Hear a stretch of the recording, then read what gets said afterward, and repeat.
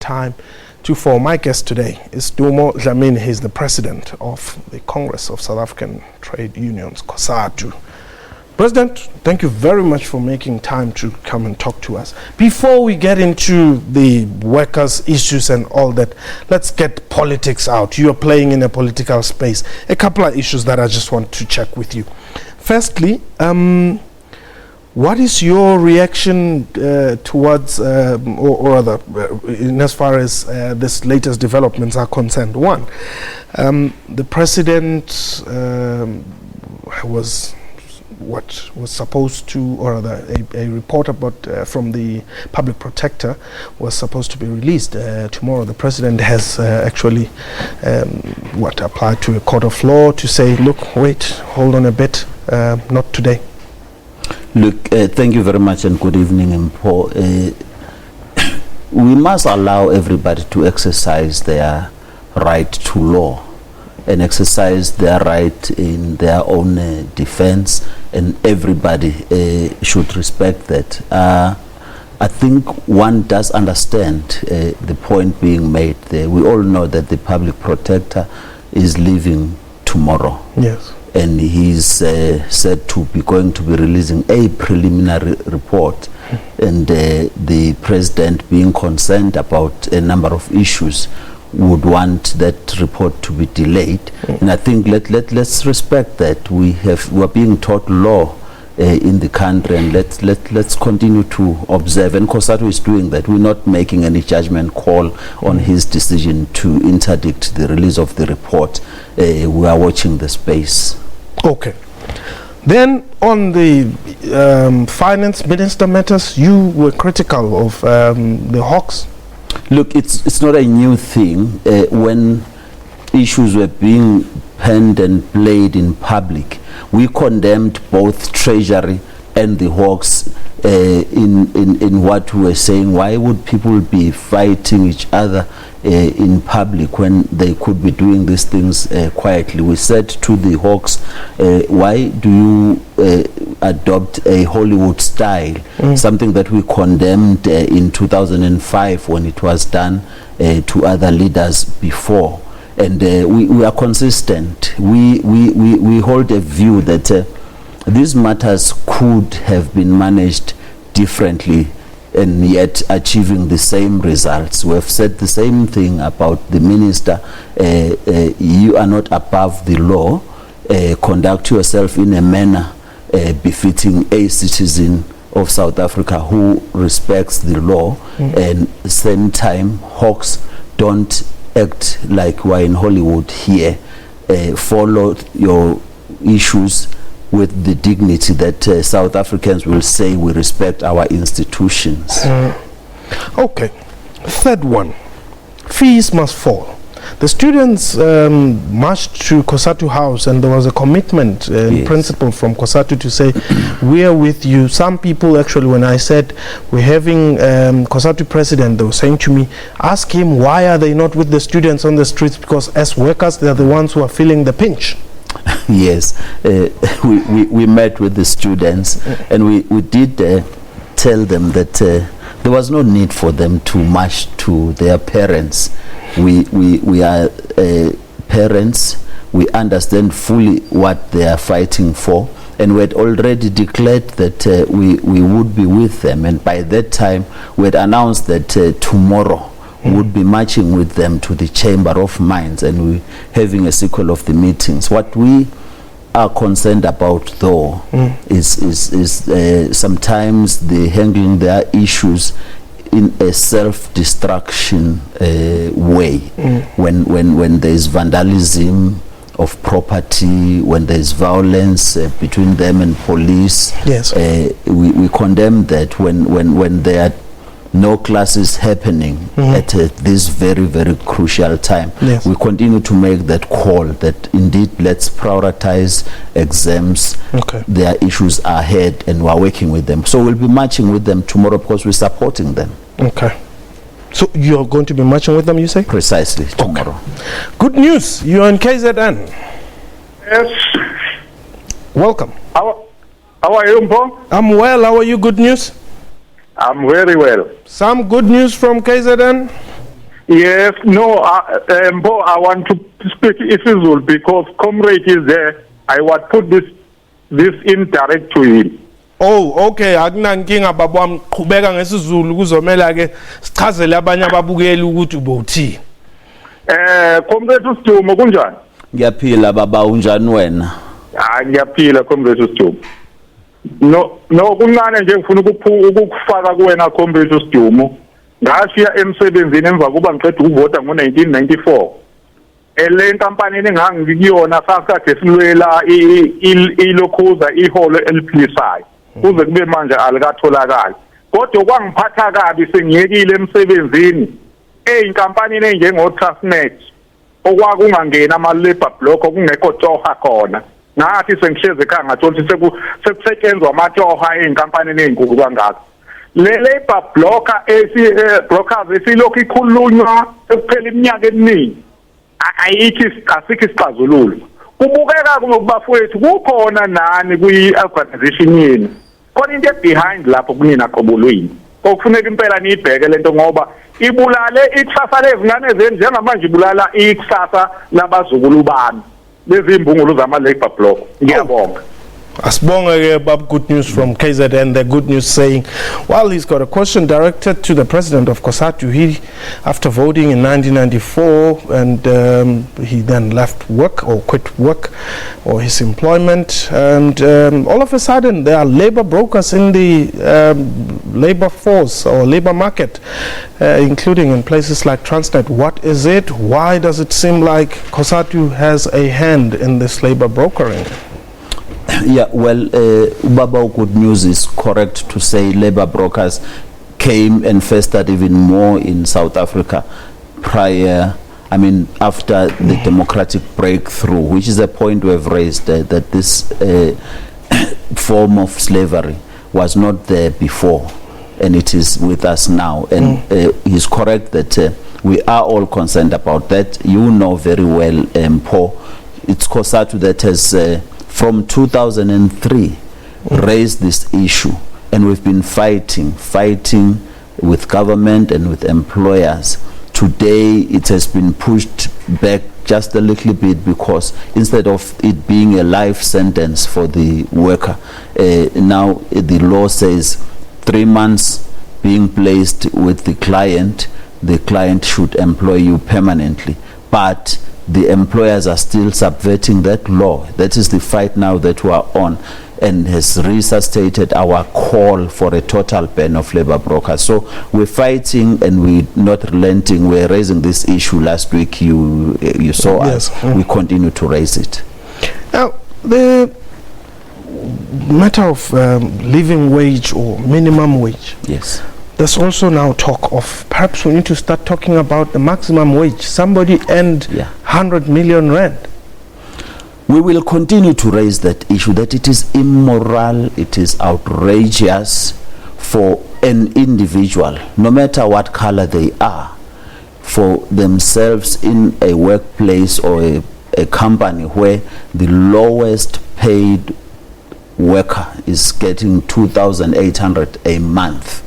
And yet he or she takes home 100 million rands as a bonus, leave the salary.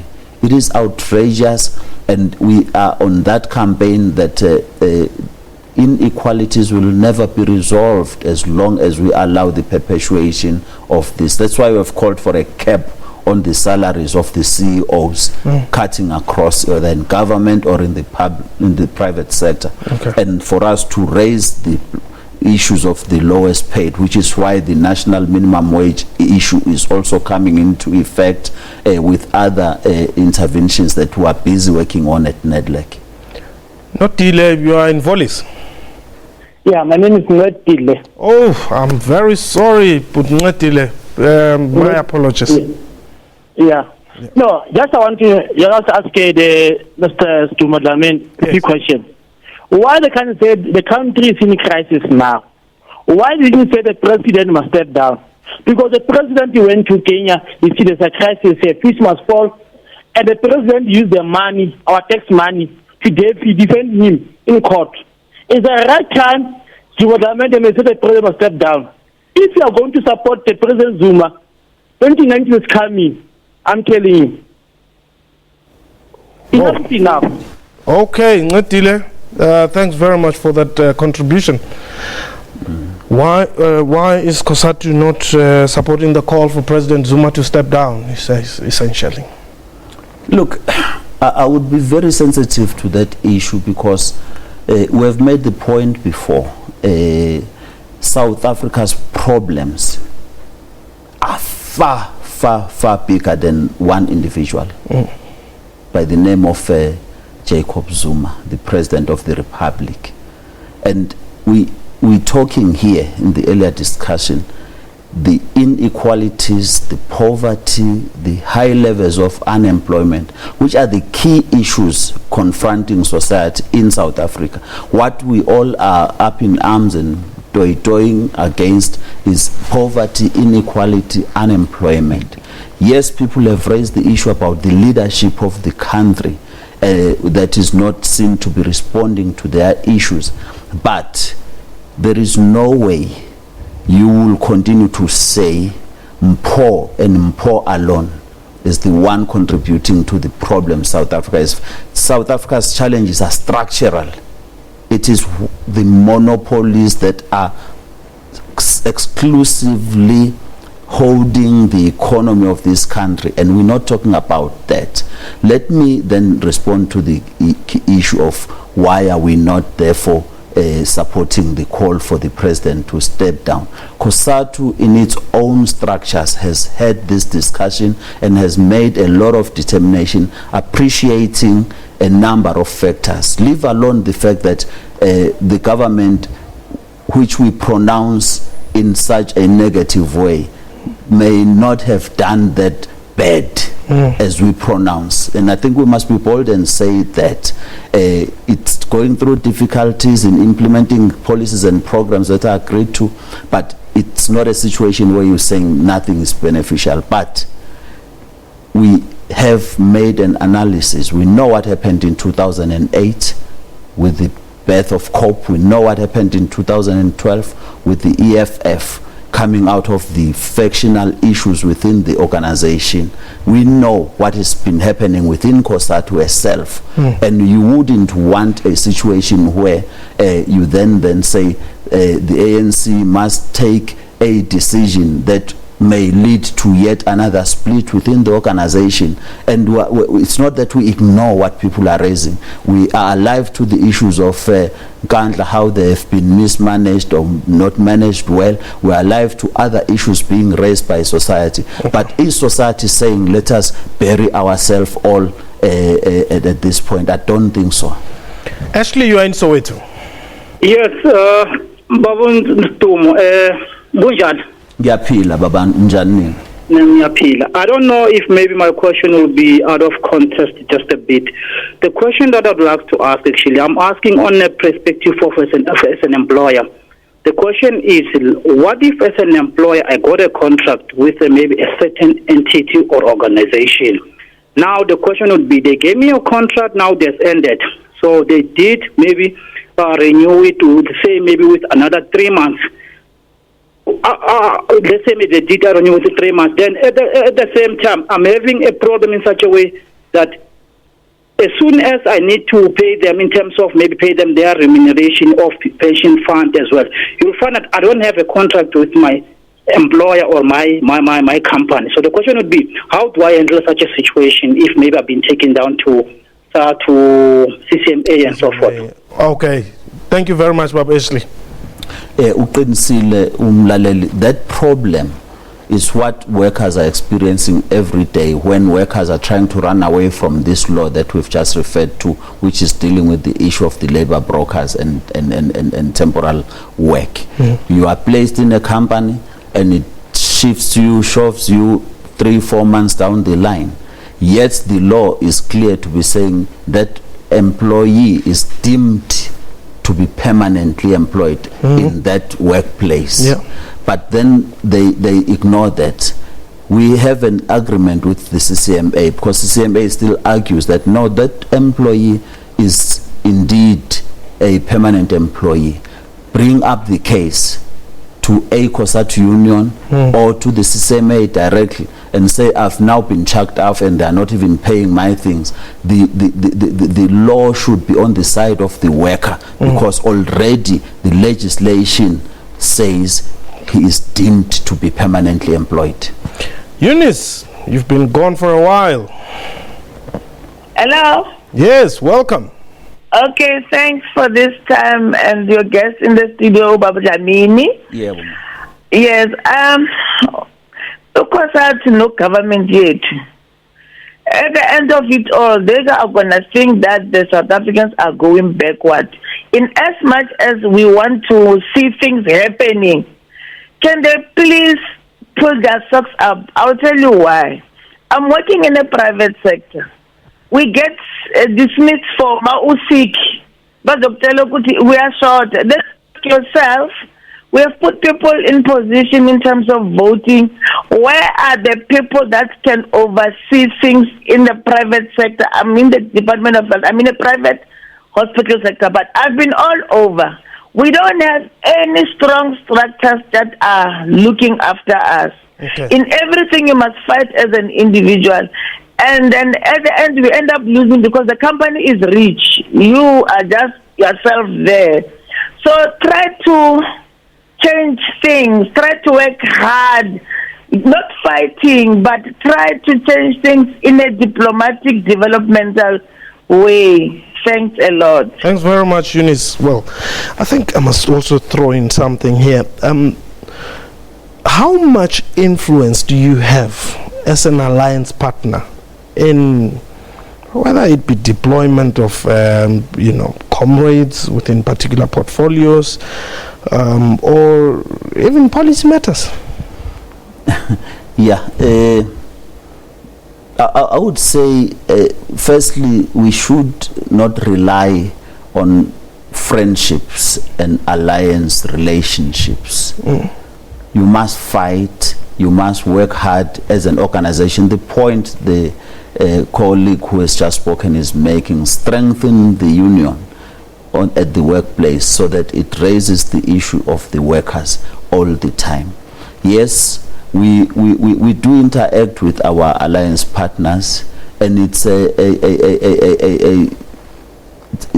it's a survival of the fittest, unfortunately. Okay. And what power relations at a particular time, you get some, you lose some, you win some, you lose some. The point she is making, and I'm happy she is raising that point, I'm dealing as COSATU right now where in Transnet, and I hope Brian is listening, young aspiring engineers this year from late last year, over 45 black African young engineers has been expelled there for fighting for transformation.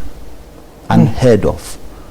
When we say we need them, but when they are inside, we don't do what we're supposed to do. They are fending on their own against white supervisors who really don't care a damn about what this young engineer is trying to say here.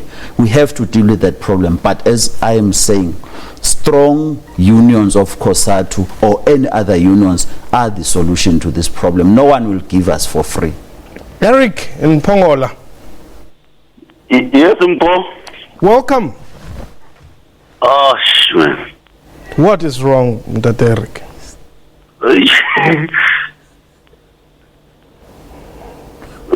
Hello? Yes, go ahead, Derek. Yes. Can I ask something from Sdumo, please? Yes, go ahead. There is this thing that is called EPWP in the municipalities. Yes. Why don't they employ these people? Oh, okay. But I got it very well. Why is what he's saying? Why don't we employ them permanently and treat them equally with those who are already employed there? Yes. And he's spot on.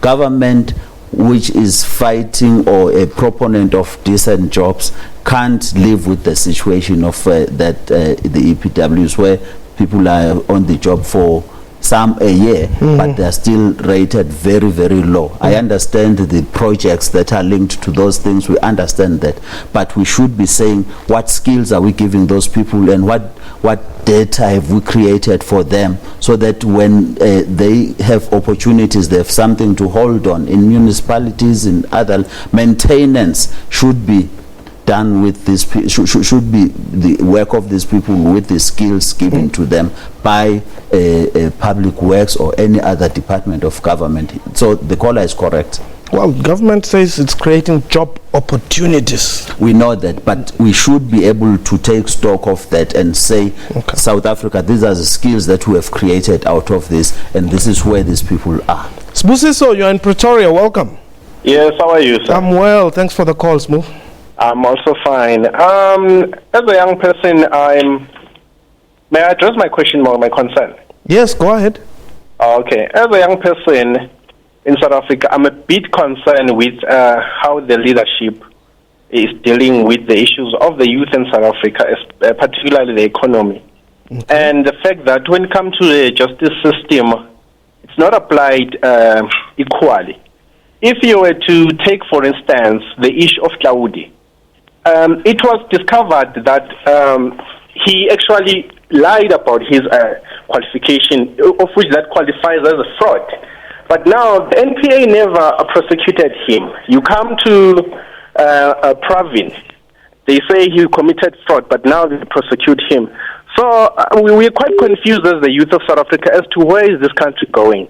Can the leadership provide a clear indication as to which direction? Because we're not learning anything from this. And the only thing we are learning is that you must be politically connected with high powers for you in order to escape with any kind of law that you break in South Africa. Can the leadership, I'm calling for the leadership to provide guidance, because we are lost.